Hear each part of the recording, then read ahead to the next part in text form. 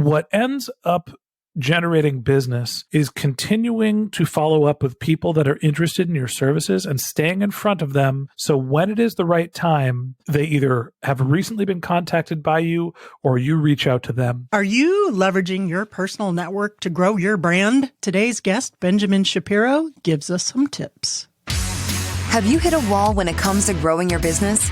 Then welcome to Wingnut Social, helping home professionals, industry influencers, and creatives accelerate their business through an improved social media presence by translating digital influence into physical success. Whether your focus is interior design, travel and tourism, or hospitality, this is your social media tightly fastened. Now welcome the hosts of Wingnut Social, Darla Powell and Natalie Graff. Hey there, welcome to the Wingnut Social Podcast. I am your host, Darla Powell, and I am joined by the soulless ginger, the nag, Natalie Ann Graff. How the hell are you? I'm doing stellar. You're drinking a Stella. I get it. I like those beers. I like Belgian beer. My granny's from Belgium. She has many requests.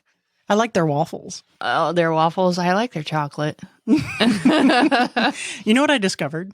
When you were on vacation in Wyoming doing your dude ranch with Billy Crystal and Jack Palance? Yes. That Twizzlers go surprisingly well with tequila. I thought tequila went surprisingly well with dark chocolate, That according to your research the other day. The research 5 minutes ago. Oh, yes. You are definitely into the research of all these things that go well. Abby loves pairing foods She with does. drinks. Our daughter. Non-alcoholic. She's only 15.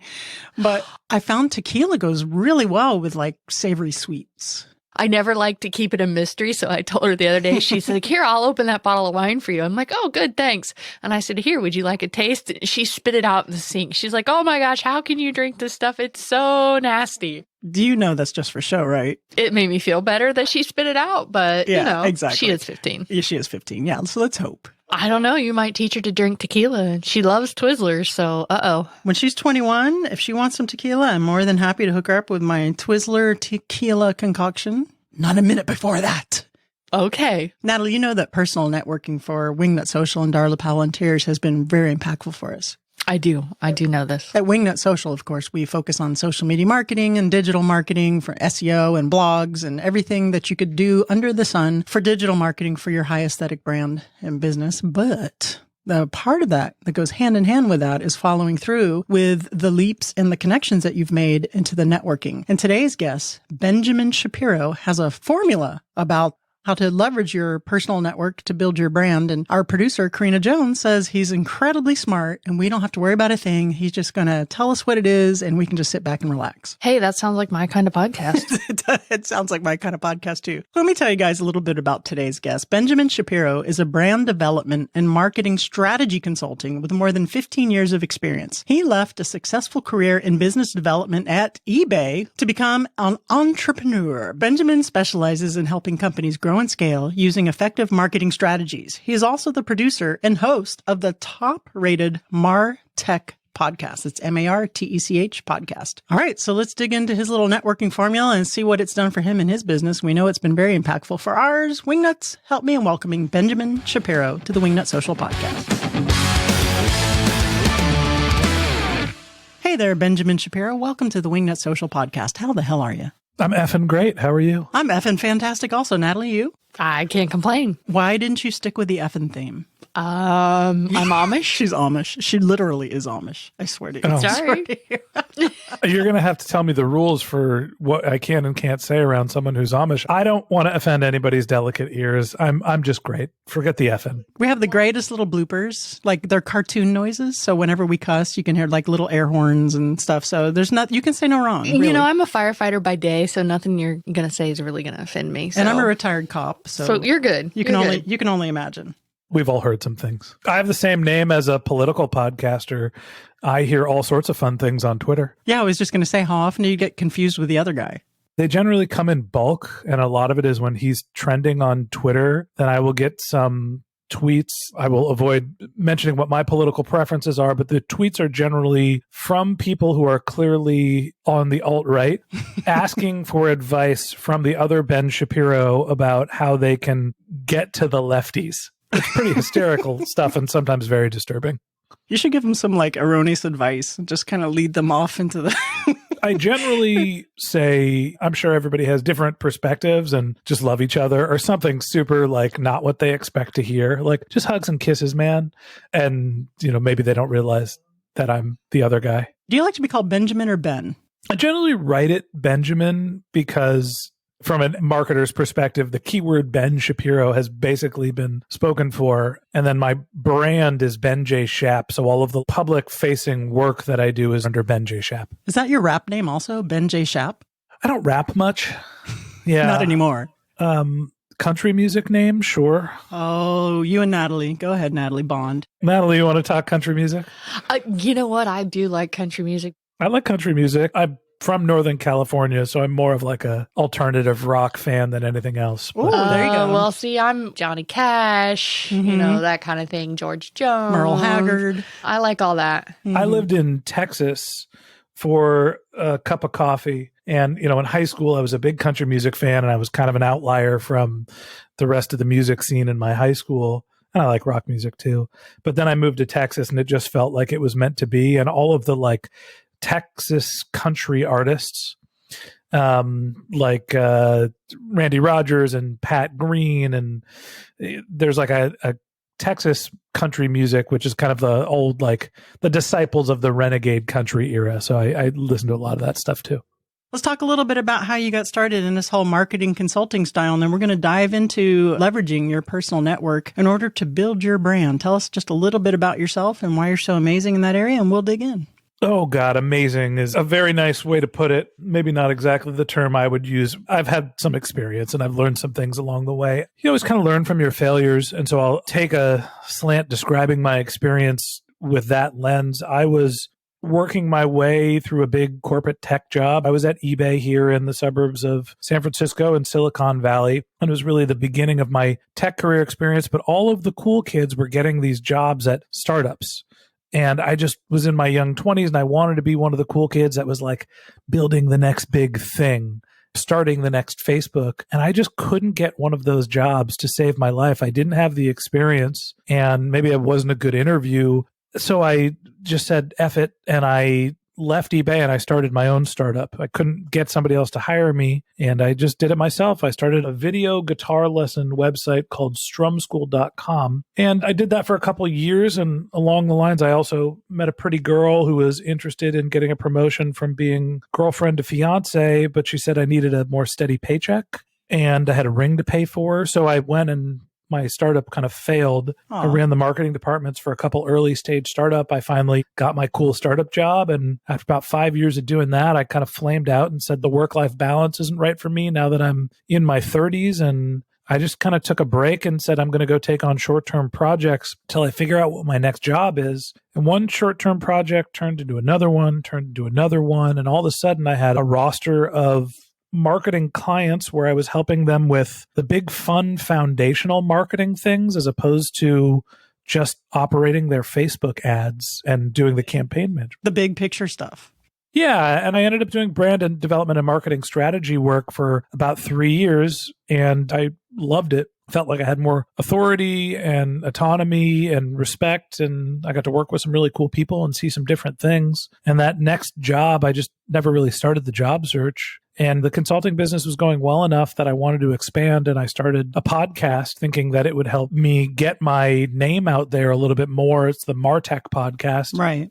And the experiment went totally wrong. The MarTech podcast grew way faster than I ever expected. And so what ended up happening over the next 2 years was it became a more valuable asset to me than the consulting business. And now I am basically just a podcaster. So Benjamin, digital marketing, our area, Wingnut Social, we're a marketing agency. We do social media first, is everything's digital.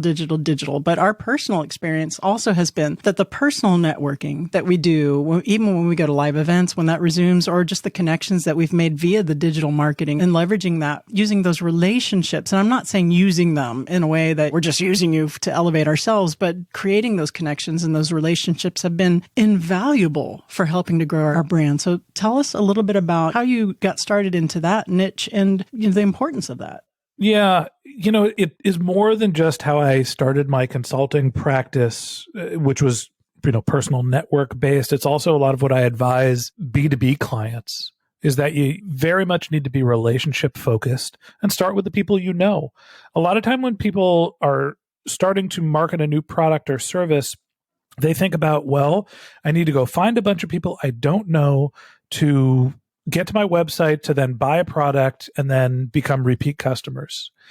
And you can skip a couple steps by working with the people that you already have trust and credibility with. So for example, when I started my consulting practice, and the reason why I went from, I'm just going to take on a short-term project here or there to, okay, this is actually a sustainable model, was I focused on the people that I already knew. I launched a website and I started an email campaign where I looked at my network and broke it into 3 segments. The people that I knew that were ahead of me in my career, that were marketers, the people that I considered my peers, that I had already worked with, and then the people that I knew that were already consulting and doing the same thing that I was going to do. And so by going through my network and starting to categorize the people that were there, at the time I had like 1,500 LinkedIn followers. I downloaded them and just started creating lists. And I had like 200 people that I thought were influencers and like 1,000 people that I had worked with and a couple hundred people that were consultants. And then my mom was on the list and all this other stuff.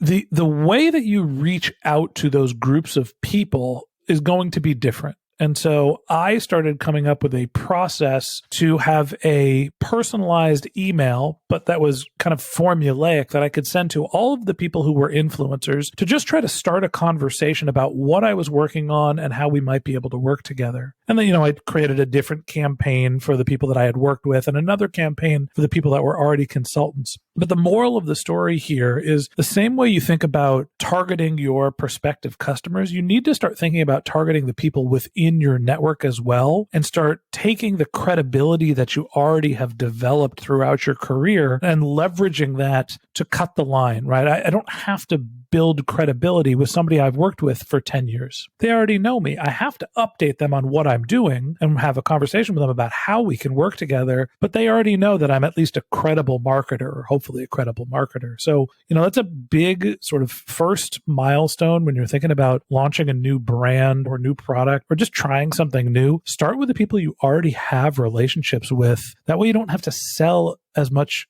of you're more selling products and services. And how in-depth are those relationships? Are you just talking with social media contacts on your Instagram? Are you talking your LinkedIn business contacts, or people that you've actually exchanged emails with or had a conversation with before? You're networking with the people you know. Can you define that exactly? Yeah. So when I was launching my consulting practice, right, I burned out from my last startup job and was like, I need to find work. They were professional acquaintances, people that knew who I was, and that, when I was sending an email with a career update, it wouldn't have seemed artificial or random. People that I actually knew. Now, it doesn't mean I had a super deep relationship with them. One of them was the SVP at eBay who managed my team. And so he indirectly knew me. We were LinkedIn contacts, but indirectly had managed me at some point. And so the email was something to the extent of, it's been a really long time. I always looked up to you as a manager and value your perspective and opinion. I'd like to use you as a sounding board. Here's where I am in my career. I'm starting to look for short-term projects to bridge the gap between what I should do next. Would you mind connecting to give me your advice and perspective on where I stand in my career and how I should handle this inflection point?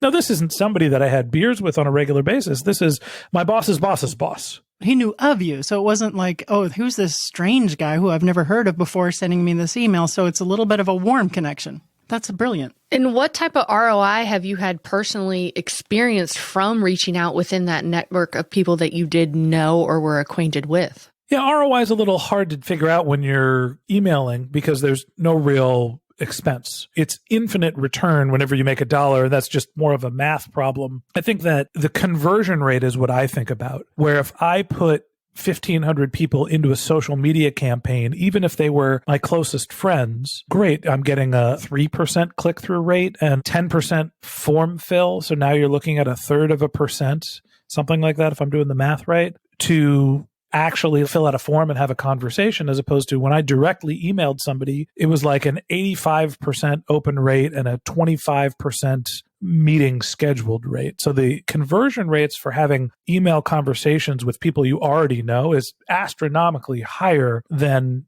marketing to them. You can just reach out to them, just pick up the phone and call them and they'll answer, as opposed to putting them into a marketing campaign. So, I think that's the first thing that from a marketing perspective, I think about is who are the people that you already have credibility with? What's the lowest friction way for you to get in front of them and start building some influence and reputation and getting some customers and getting advice, whatever you're trying to do from a business perspective, go to the people you already know. I'm launching a new product. Go to your best customers. You just threw out the number 1,500, but is there a magic number of how many people you should actually try to reach out to? It depends what type of business you're running. There are enterprise B2B sales businesses that have a $10 million quota. They need to email millions of people or reach millions of people. For me, I was trying to make $100,000 from a consulting practice, and I was selling $25,000 packages. I needed 4 conversions. I needed to email 100 people. It depends what your relationships are like, what your products are, what your price point is to sort of figure out how do you meet your goals. But the back of the envelope math for me was, if anybody's interested in running a consulting practice, the advice I got was you need to email 10 to 20 net new contacts per week. And when you're doing that, you're constantly keeping your business development pipeline going. So you're talking about emailing 40 people a week. And I'm just taking 10 people per week off my list of 1,500, and that took me years to get through. So for B2B, it's a no-brainer, right? This makes a ton of sense. A lot of our listeners are consultants, coaches, business coaches, but a lot of them are also designers. They're in the creative space, and their end game is to have a client give them a call and to remodel their kitchen or to design their space. How do you think that approach would differ as far as the warm emails for them? What kind of approach should they have to get that end result? Yeah, I think that there's a couple different stages. I do think that the process is the same. If I am starting a new design business, then I am emailing people and reaching out saying, hey, here's my launch announcement. I'm starting this new thing. I would love to talk to you about your kitchen. If you have any things that you're interested in, or maybe show you some of the designs. Either way, let's reconnect. It'd be great to chat. And you're just putting in the time and developing the relationships and just trying to get in front of people in the environment you want to work in. And if you are launching something new, or you're not, hey, I'm just introducing myself, then a lot of the times you're using what's called a CRM, customer relationship management tool, where you're reminding yourself to check in with people that are not no's, but not now's. And so you need to keep a record of the people that you've had relationships with and just check in on the timing. Hey, it's been 6 months since we last chatted. You mentioned you were thinking about doing your backsplash, but now wasn't the right time. I just did this great backsplash. Look at this. I think it might look great for your house. Just wanted to share it with you. If now's a good time to reconnect, let's have the conversation. And if not, don't worry about it. I'll check in down the road. Those are warm relationships, and it's about right person, right place, right time in almost everything in life. How important do you think LinkedIn and those connections on LinkedIn play into this? I know a lot of companies that do lead generation from LinkedIn on warm leads through our personal accounts, et cetera, from that relationship, or is that overblown?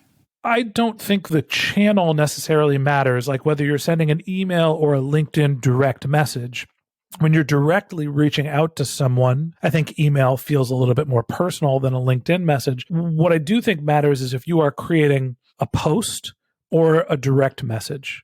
Direct message being email, SMS, phone call, the things where you're reaching out basically on a personalized level one-to-one, as opposed to, I have a LinkedIn post and I'm going to share content that might be relevant to this person, but I hope that LinkedIn shares it with them. Any direct outreach, I am a big fan of email because I think it's the most personal and it's the one that has the highest conversion rates. But however you're going to check in, what matters is you keep the relationships active and warm. Do you use any type of software like Constant Contact or MailChimp or anything out? Yes and no. Yes, I use some software. Yes, I use a CRM. No, I do not use my CRM to do the email. There is another tool. Constant Contact and MailChimp, I look at as tools to send bulk emails. That is a newsletter tool. What I am using to send personal emails, but in bulk, which I know that sounds a little nuanced, is a tool called Mixmax, Mixmax.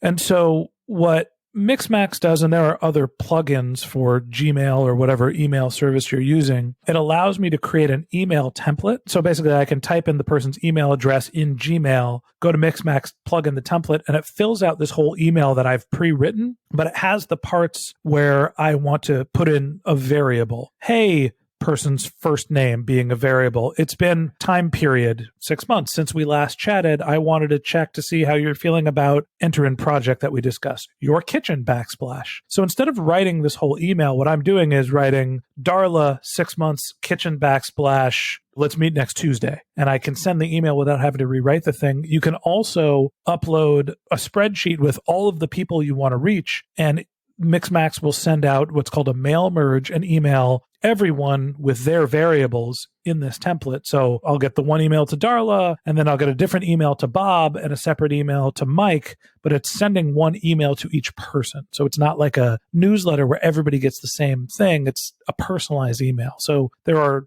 specific email tools that allow you to send very custom, personalized emails, but in bulk. You know what I'm doing right after this interview, Natalie? Yeah, I'm aware. I'm going to go get the Mixmax thing. I know. have so many clients and so many connections that we've done in the past that I need to check in with. This is brilliant. What a takeaway from that. The best thing about Mixmax, it's got all sorts of other fun widgets. Like it's got the one link to schedule your calendar, and you can include GIFs. There's like quick keystrokes to be like, fill out this form with what times you're free and I'll schedule the meeting, or hey, here's a fun cat video. There's all sorts of fun stuff you could do with Mixmax. It's really fun and be useful for your business. So with this strategy and everything that you've got going on for the personal networking and what you believe in, is there any stage of the process your company's been in business for a few years? Can you go ahead and just adopt everything that we've just been talking about and start with the personal emails and start with the personal networking now, even though you've been in business for a few years?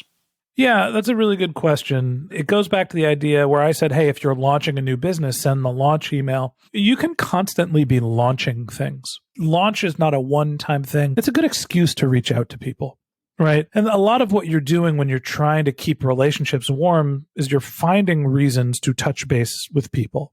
And so it's not, hey, I just launched my business. Here's what I'm doing. Can we talk? It might be, we've hit our 5th year of business. And to celebrate hitting that milestone, we're putting together a new program where we'll do the kitchen backsplash for free for anybody who gets their counters done. Or we're doing a one-size-fits-all kitchen, whatever the thing is going to be. I'm trying to speak kitchen designers because it's okay. We get it.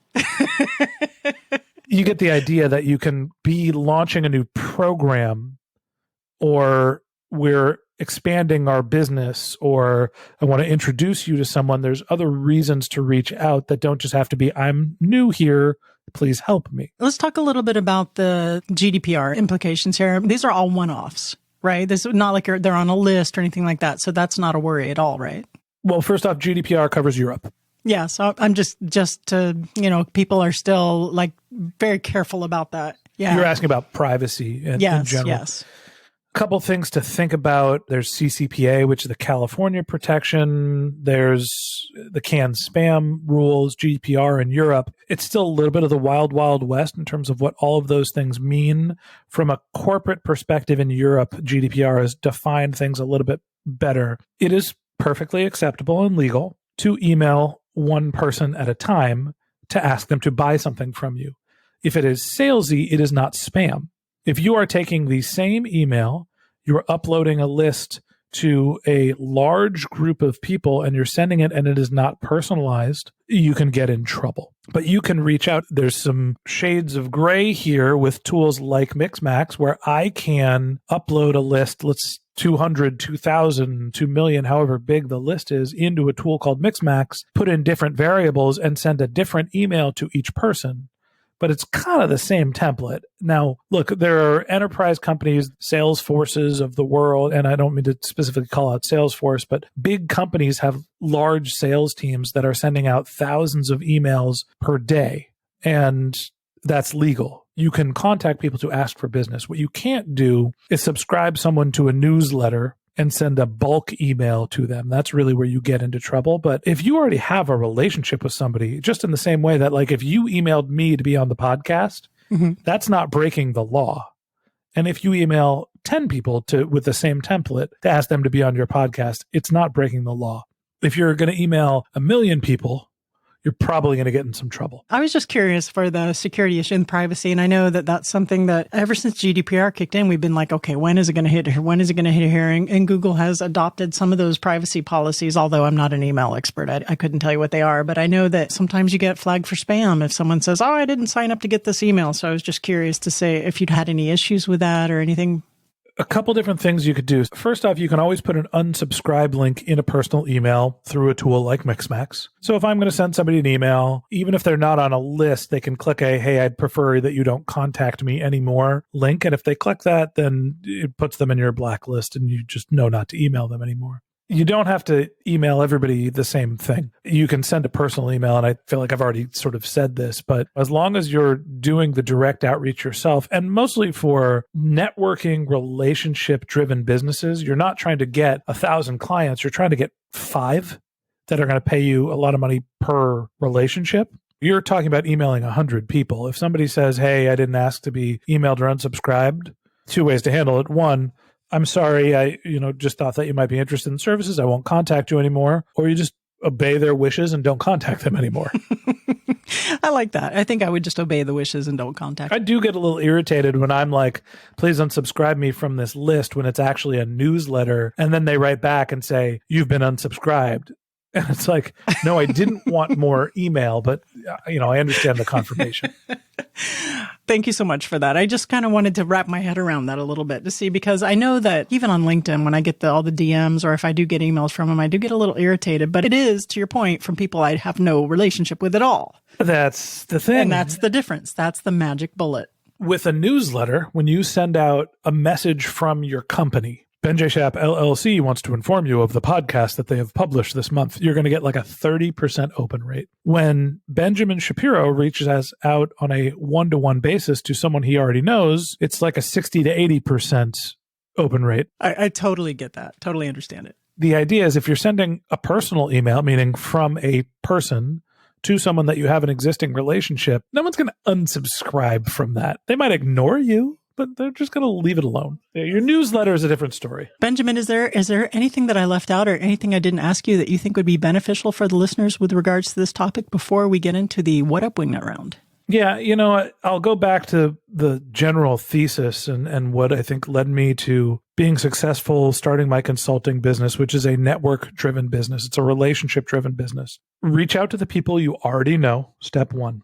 Keep records of those conversations in a tool like a CRM and make notes of when you should follow up with them. So when you get to work, instead of thinking, oh, I got to go bang the drum and figure out who to reach, you already have a record of, it's been 3 months, I need to reach out to person A, and it's been 6 months, I need to reach out to person B. What ends up generating business is continuing to follow up with people that are interested in your services and staying in front of them. So when it is the right time, they either have recently been contacted by you or you reach out to them.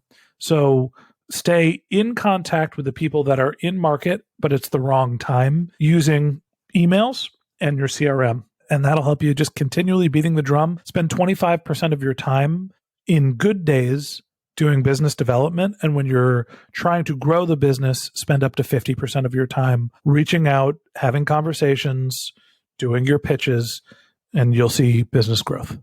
Excellent. I love it. This has been very, very insightful and very helpful. And you have my wheels turning, because I'll be honest with you, there's some clients on both sides, on my interior design firm side and on the Wingnut side, that I probably have let slip through the cracks and I have not stayed in front of in contact with emails. So guess what? I'm not only going to get Mixmax, but I'm going to use it.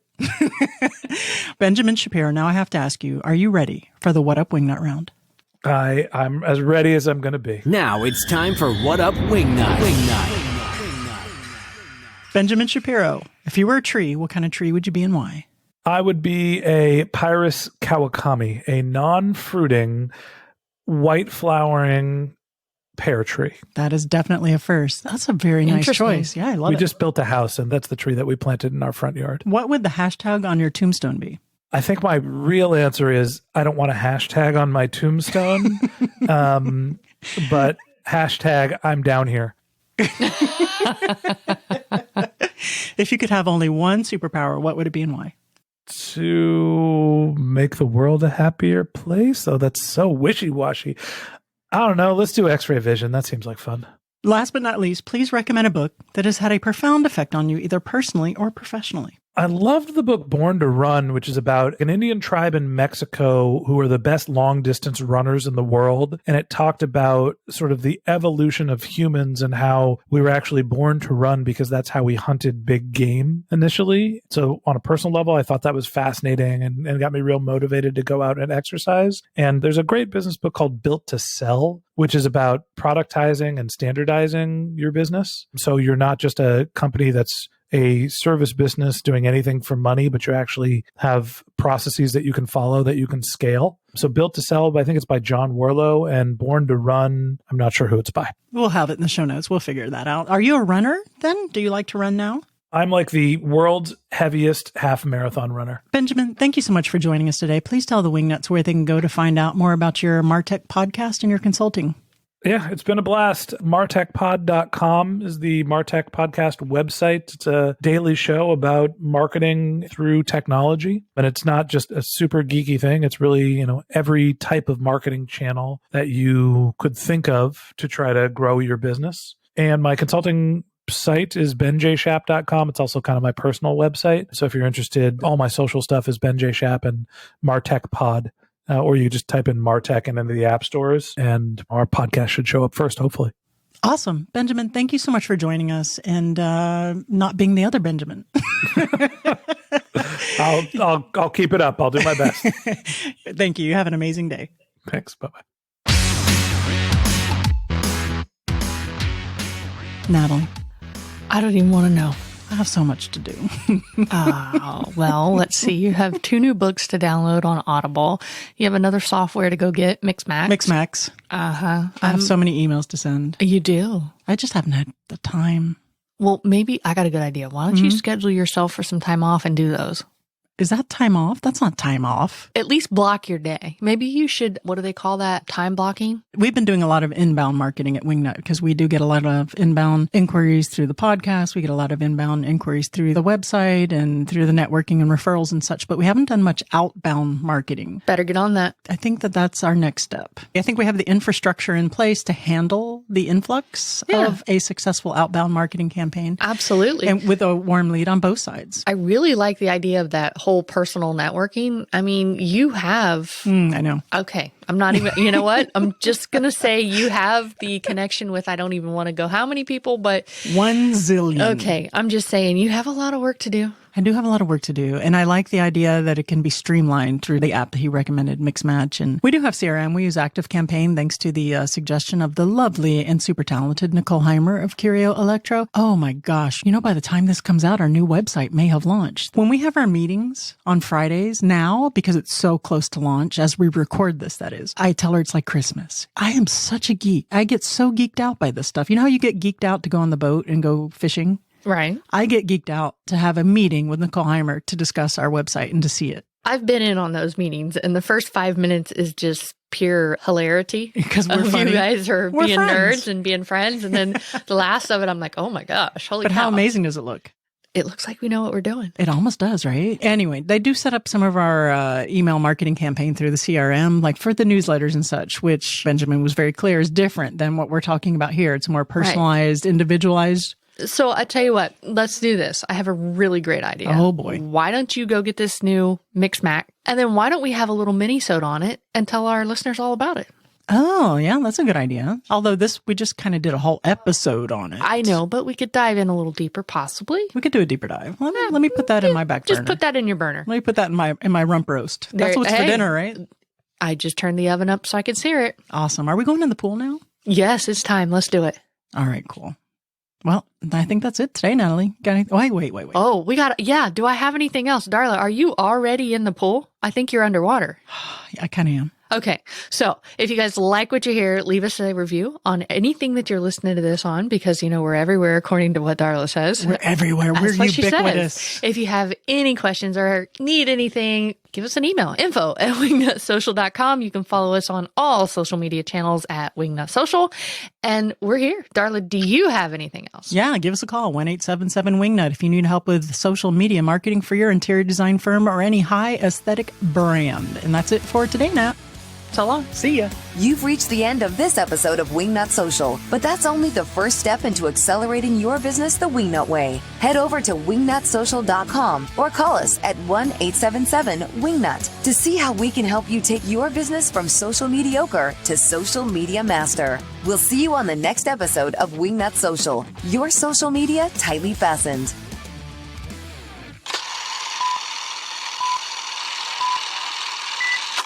Are you farting excessively? Well, let me introduce to you Gas X. I'm going to leave the ED joke out of this, but there we go. Bleep. I see. Testing, 1, 2, 3. Let's hear your sweet little ginger dulcet tones.